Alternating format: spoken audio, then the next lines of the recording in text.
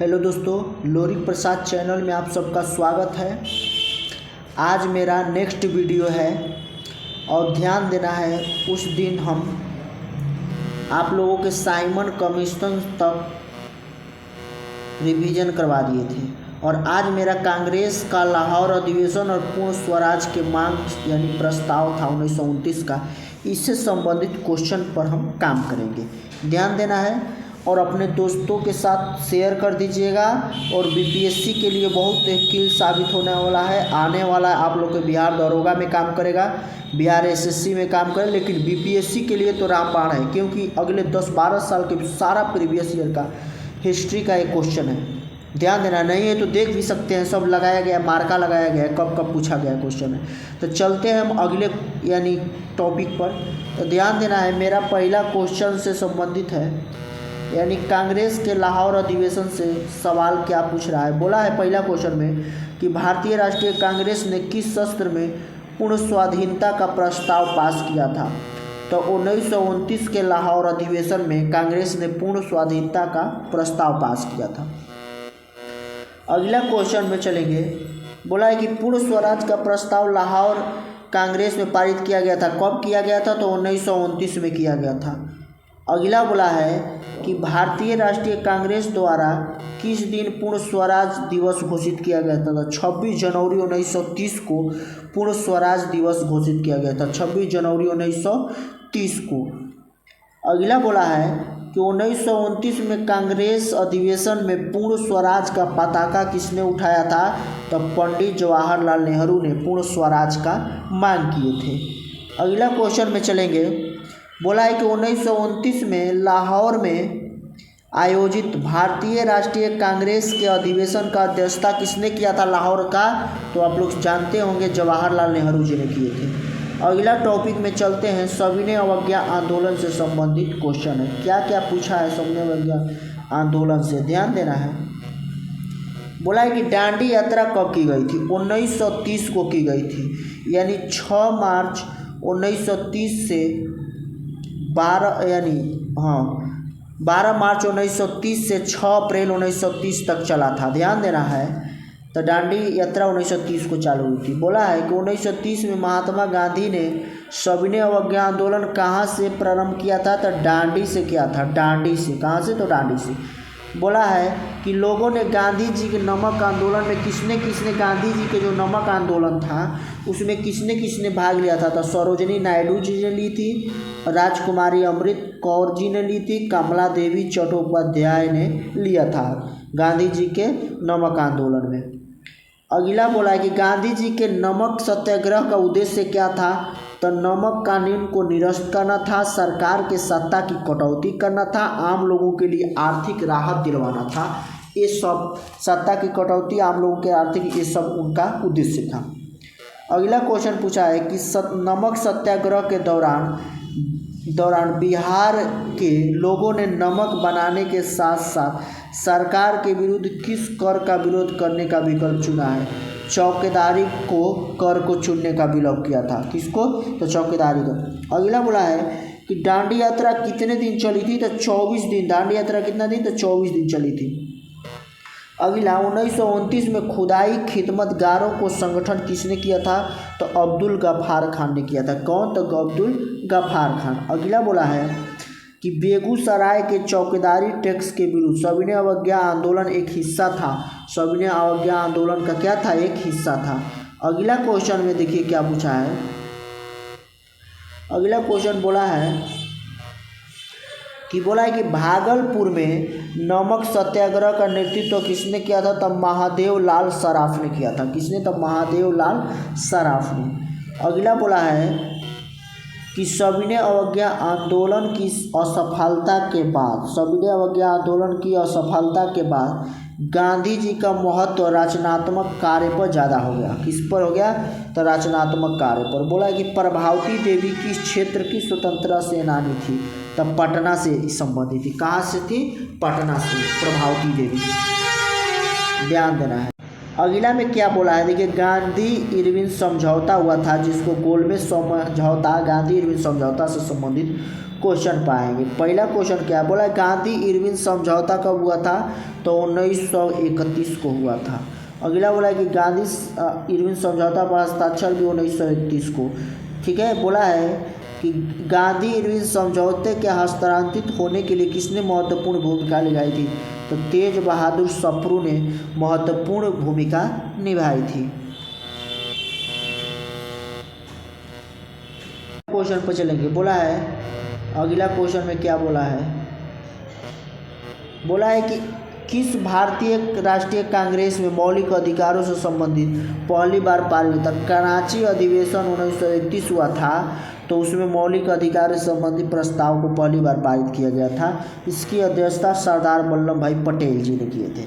बोला है कि मौलाना अबुल अली यानी मौलाना मोहम्मद अली, मौलाना अबुल कलाम आज़ाद, महात्मा गांधी और जवाहरलाल नेहरू में से इस भारतीय नेता ने लंदन में प्रथम गोलमेज कॉन्फ्रेंस में भाग लिया था। किसने लिया था, तो मौलाना मोहम्मद अली ने लंदन में प्रथम गोलमेज सम्मेलन में भाग लिया था। अगला बोला है कि महात्मा गांधी दिसंबर 1931 में खाली हाथ कहाँ से भारत लौटे थे।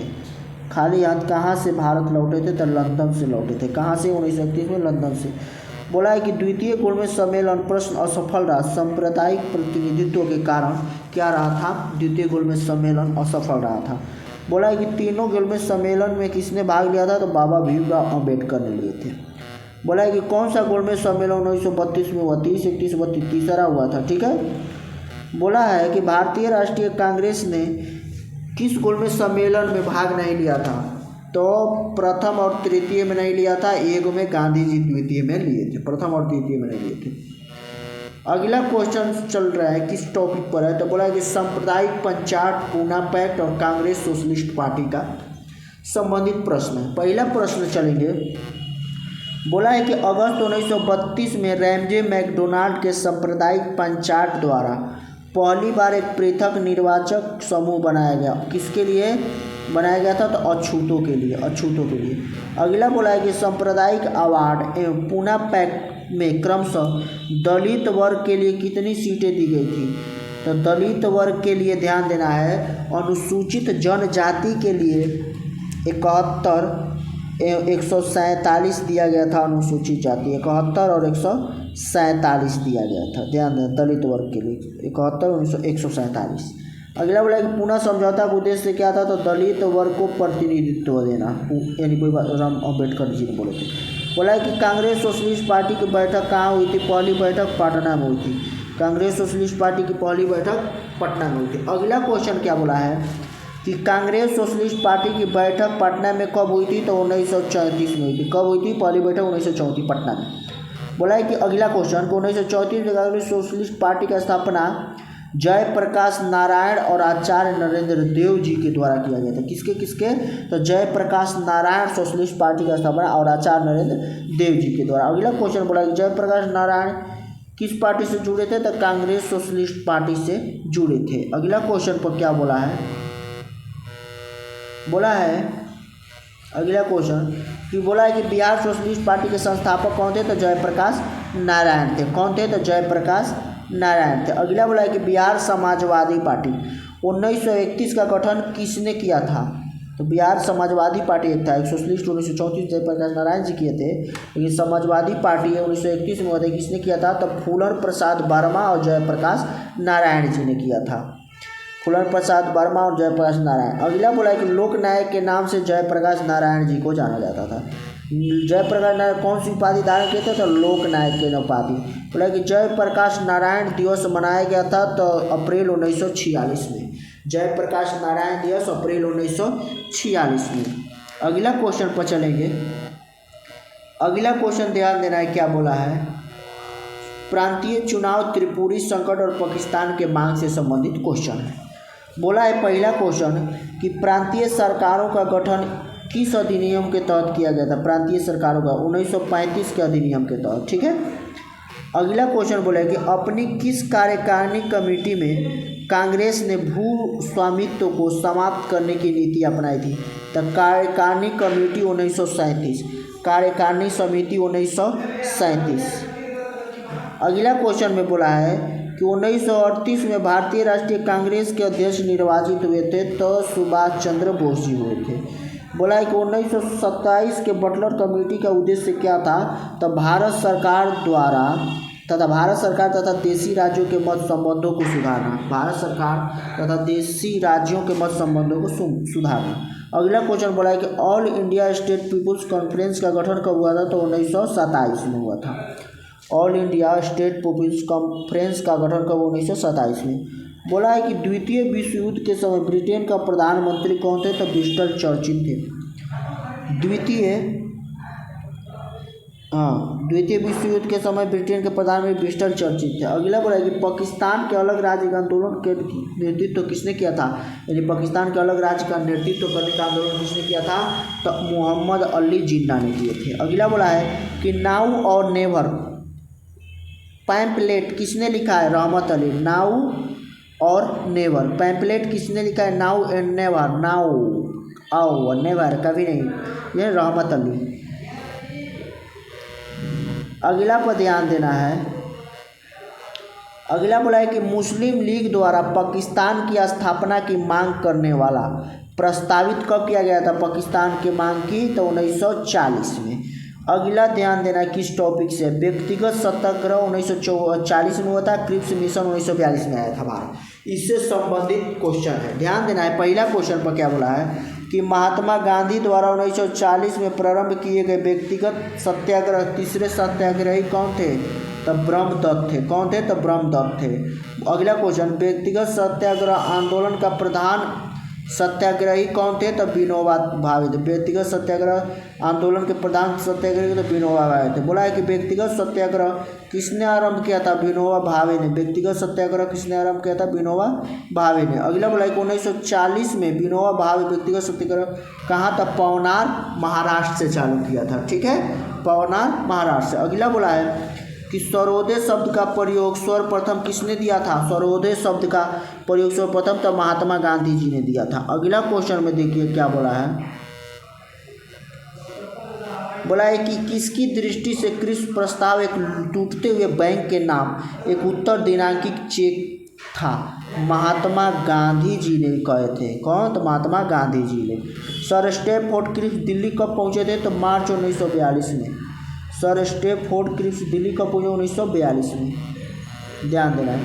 अगला ध्यान देना है किस टॉपिक से, तो भारत छोड़ो आंदोलन से संबंधित जितना बीपीएससी ने पूछा है वो अब कराएंगे। ठीक है, तो देखिए क्या बोला कि 6 जुलाई 1942 को वार्धा में महात्मा गांधी ने कांग्रेस की कार्यकारी समिति में अपने भारत छोड़ो आंदोलन की चर्चा की। तब उस समय अध्यक्ष कौन थे, तो मौलाना अबुल कलाम आज़ाद थे। कौन थे, तो मौलाना अबुल कलाम आज़ाद। अगला बोला कि भारत छोड़ो आंदोलन कब प्रारंभ हुआ था, तो 9 अगस्त 1942 को। भारत छोड़ो आंदोलन कब प्रारंभ हुआ था, 9 अगस्त 1942 को। बोला है करो या मरो का संबंध किससे, तो भारत छोड़ो से। करो या मरो, भारत छोड़ो से। बोला है कि बलदेव सहाय ने महाधिवक्ता के पद से त्यागपत्र कब दिया था, 1942 में। महादेव सहाय ने महाधिवक्ता के पद से कब त्याग पाए, 1942 में। बोला अगला कि भारत छोड़ो आंदोलन का नेतृत्व किसने किया था, महात्मा गांधी जी ने। बोला कि भारत छोड़ो आंदोलन के समय खुफिया रेडियो प्रारंभ किसने किया, उषा मेहता ने किया था। उषा मेहता ने। अगला बोला है क्वेश्चन कि भारत छोड़ो आंदोलन के समय बकरी का टापू में अखिल भारतीय आज़ाद दस्ता का गठन किसने किया था, तो जयप्रकाश नारायण जी ने किया था। अगला क्वेश्चन पर ध्यान देना है क्या बोला है। अगला क्वेश्चन बोला है कि भारत छोड़ो आंदोलन के समय इंग्लैंड के प्रधानमंत्री कौन थे, तो विंस्टन चर्चिल थे। कौन थे, विंस्टन चर्चिल। अगला बोला है कि भारत छोड़ो आंदोलन से उत्पन्न दंगे किस क्षेत्र में सबसे अधिक व्यापक रहा था, तो बिहार के संयुक्त प्रांत में सबसे ज़्यादा, बिहार और संयुक्त प्रांत में। अगला बोला है कि डॉक्टर राजेंद्र प्रसाद को 9 अगस्त 1942 को गिरफ्तार करके कहाँ भेजा गया था, तो बांकीपुर जेल में थे। कहाँ थे, बांकीपुर जेल। 7 दिसंबर 1942 श्री योगेंद्र शुक्ल कहाँ लाए गए थे, पटना लाए गए थे, पटना। बोला है श्री जगत नारायण लाल की पत्नी का क्या नाम था, श्रीमती रामप्यारी। श्री जगत नारायण की पत्नी का क्या, श्रीमती रामप्यारी। अगला बोला है कि भारत छोड़ो प्रस्ताव पारित होने के बाद गांधी जी को कैद कहाँ किया गया था, तो आगा खां पैलेस में किया गया था, आगा खां पैलेस में। बोला है कि महात्मा गांधी तथा उनके सहयोगियों ने 1942 में हुई धरपकड़ से बिहार में बहुत दंगे हुए। इसमें रेल सेवा पूर्ण रूप से ठप हुई। इससे अधिकतम प्रभावित जिला कौन था? तो मुंगेर था। कौन था? तो मुंगेर था। अगला क्वेश्चन पर चलेंगे। अगला देखिए क्वेश्चन क्या पूछा है, बोला है कि जयप्रकाश नारायण को राष्ट्रीय स्तर के नेता की पहचान की संदर्भ कब मिली थी? तो भारत छोड़ो आंदोलन में जयप्रकाश नारायण जी को मिली थी। अगला बोला है कि 1942 के भारत छोड़ो आंदोलन में बिहार के नेताओं का महत्वपूर्ण योगदान रहा। बिहार का वह नेता जो बिहार के केसरी के नाम से जाने जाते थे, जो भारत छोड़ो आंदोलन में चढ़ बढ़ कर हिस्सा लेते, वो श्री कृष्ण सिंह, डॉक्टर श्री कृष्ण सिंह बिहार के प्रथम मुख्यमंत्री थे, बिहार केसरी के नाम से जाने जाते हैं। अगला बोला है कि 1942 में इस तरह त्यौहार के अवसर जयप्रकाश नारायण हजारीबाग जेल से निकलकर भागे थे। किस दिन? तो दीपावली के दिन। कब? दीपावली के दिन। अगला बोला है कि भारत छोड़ो आंदोलन के दौरान हजारीबाग जेल से फरार कौन हुए थे? तो जयप्रकाश नारायण हुए थे। अगला क्वेश्चन पर चलेंगे। बोला है, अब टॉपिक पर आएंगे। अगला बोला है सुभाष चंद्र बोस और आज़ाद हिंद फौज से संबंधित क्वेश्चन पर चलेंगे। आज़ाद हिंद फौज से संबंधित क्वेश्चन पर हम चलेंगे, ध्यान देना है। क्या बोला है? पहला क्वेश्चन बोला है कि फॉरवर्ड ब्लॉक की स्थापना किसने किया था? तो सुभाष चंद्र बोस ने किया था। फॉरवर्ड ब्लॉक की स्थापना सुभाष चंद्र बोस ने। बोला है कि सुभाष चंद्र बोस के नाम से पहले समान सूचक नेताजी किस देश में जोड़ा गया है? जर्मनी में। कहाँ? तो जर्मनी में। बोला है कि फॉरवर्ड ब्लॉक किसके द्वारा स्थापित किया? सुभाष चंद्र बोस के द्वारा। अगला बोला है कि INA किसके दिमाग की उपज थी? किसने इसकी स्थापना की थी? INA किसके? तो मोहन सिंह, कैप्टन मोहन सिंह को। बोला अगला क्वेश्चन कि भारतीय राष्ट्रीय सेना INA की स्थापना किस वर्ष हुई थी? तो 1942 में हुई थी। कब? तो 1942। अगला क्वेश्चन 1943 में आज़ाद हिंद फौज अस्तित्व में आई थी तत्कालिक मलय में। तत्कालिक मलय में। अगला क्वेश्चन ध्यान देना है। अगला बोला है, अगला क्वेश्चन कि भारतीय राष्ट्रीय फॉरवर्ड ब्लॉक की स्थापना के लिए सुभाष चंद्र बोस से जुड़े INA आंदोलन के सभी जुड़े थे। कौन? शीलभद्र याजी। शीलभद्र याजी। अगला बोला है कि सुभाष चंद्र बोस ने निकोबार द्वीप को नया क्या नाम दिया है? सुभाष चंद्र निकोबार को स्वराज द्वीप। स्वराज निकोबार। सुभाष चंद्र बोस ने निकोबार द्वीप को निकोबार स्वराज द्वीप। ठीक है। 1945-46 में दिल्ली में हुए INA के मुकदमे के पक्ष में पेश हुए वकील कौन थे? भूलाभाई देसाई। कौन थे? तो भूलाभाई देसाई। अगला बोला है कि इलाहाबाद में संपन्न कांग्रेस के कार्यकारिणी समिति की बैठक सदस्यों में से एक सदस्य जो भारत के नाजीवाद, फांसीवाद और साम्राज्यवाद निश्चित रूप के कारण जापान के विरुद्ध गुरिल्ला की जापानी योजनाओं के पक्ष में अपना सहमत हुए थे, वे थे कौन? तो जवाहरलाल नेहरू थे। ठीक है, जवाहरलाल नेहरू। अगला टॉपिक में कैबिनेट मिशन, अंतरिम सरकार और भारत स्वतंत्रता से संबंधित क्वेश्चन है। ठीक है। अगला में देखिए क्या बोला है। बोला है कि कैबिनेट मिशन की अध्यक्षता किसके द्वारा की गई थी? सर पी लॉरेंस जी के द्वारा की गई थी। कैबिनेट मिशन के सर पैट्रिक लॉरेंस के द्वारा। अगला बोला है कैबिनेट मिशन के हिस्सा कौन हुए थे? जे एंड्रूज का नाम दिया होगा वो नहीं थे। कैबिनेट मिशन के सदस्य बेबेल नहीं थे, एंड्रूज नहीं थे। बोला है अगला कि 1946 में भारत भेजे गए कैबिनेट मिशन का एक सदस्य नहीं थे, रैमजे मैकडोनाल्ड नहीं थे। कौन नहीं थे? रैमजे मैकडोनाल्ड नहीं थे। अगला ध्यान देना है। अगला क्वेश्चन बोला है कि कैबिनेट मिशन भारत में आया फरवरी 1942, मार्च 1942। ठीक है, तो इसमें नहीं आया था, फरवरी मार्च में नहीं आया था। ठीक है। अगला क्वेश्चन, ये मार्च 1946 में आए थे। कब आए थे? तो मार्च 1946 में आए थे। अगला बोला है कि कैबिनेट मिशन को भारत भेजा गया था सत्ता हस्तांतरण के लिए, एक संवैधानिक व्यवस्था तैयार करने के लिए सत्ता हस्तांतरण के लिए कैबिनेट मिशन को भारत भेजा गया था। अगला बोला कि वह कौन सा कांग्रेस सदस्य था जिसने क्रिप्स मिशन और लॉर्ड वेवेल द्वारा दोनों के वर्ताएं की थे? अब्दुल कलाम आज़ाद जी थे, अब्दुल कलाम आज़ाद। अगला बोला है कि राष्ट्रीय अंतरिम सरकार में रियासतों का विभाग किसे दिया गया था? तो सरदार वल्लभ भाई पटेल जी को दिया गया था। बोला है कि राज्य विभाग की स्थापना किसकी अध्यक्षता में किया गया था? सरदार जी पटेल जी के किया था। बोला है कि 1946 में बनी अंतरिम सरकार में डॉक्टर राजेंद्र प्रसाद के पास क्या था? तो खाद्य एवं कृषि था डॉक्टर राजेंद्र। बोला है कि अंतरिम सरकार में वित्त मंत्री कौन थे? तो लियाकत अली खान जी थे। अगला क्वेश्चन में देखिए क्या बोला है। अगला क्वेश्चन में बोला है कि वर्ष 1946 में गठित अंतरिम सरकार के मंत्रिमंडल में श्रम विभाग किसके पास था? तो जगजीवन राम जी के पास था। बोला है अगला कि सन 1947 में भारतीय राष्ट्रीय कांग्रेस के दिल्ली अध्यक्षता किसने? जेपी कृपलानी जी ने किया था। अगला बोला है कि स्वतंत्र भारत का अंतरिम गवर्नर कौन था? अंतिम गवर्नर सी राजगोपालाचारी थे।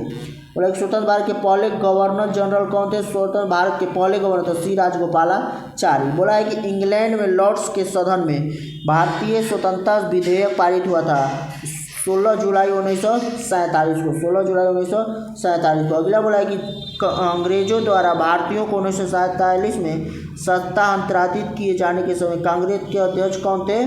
तो जेपी कृपलानी थे। अगला क्वेश्चन कि 20 फरवरी 1947 को प्रधानमंत्री एटली ने भारत में ब्रिटिश शासन को कब तक वापस लेने की घोषणा की थी? तो जून 1948 तक। जून 1948 तक। ध्यान देना है दोस्तों, आज के लिए इतना ही रहेगा। अब अगले वीडियो में आएगा भारत का संवैधानिक विकास से आगे का क्वेश्चन। हम दावे के साथ कर रहे हैं दोस्तों कि मेरे चैनल पर आप लोग बने रहिए, बिल्कुल आप लोग के बीपीएससी का है। आप लोग भी ध्यान देके देखिएगा कि सबसे ज़्यादा क्वेश्चन हिस्ट्री और करेंट अफेयर्स। तो करेंट अफेयर्स का भी हम बिहार से स्पेशल, बिहार का एग्जाम है तो बिहार से स्पेशल करेंट 300 करा दिए जो मेरे प्ले लिस्ट में पड़ा है। बारी बारी से आप लोग देख लीजिए और मेरे चैनल को सब्सक्राइब कर दीजिए। ध्यान देना, आप लोग सब्सक्राइब नहीं कर रहे हैं, जिसे सब्सक्राइब करने से, लाइक करने से थोड़ा हौसला यानी मोटिवेट होता है। तो आप लोग को सब्सक्राइब करने से क्या होता है, अगर किसी का कल्याण हो जाए और आप साथ साथ आपका भी कल्याण हो जाए, मेरा कल्याण, तो आप लोग एक लाइक करने में क्या जाता है। ठीक है, तो आप लोग लाइक कर दीजिएगा। इसी के साथ ही जय हिंद, जय भारत।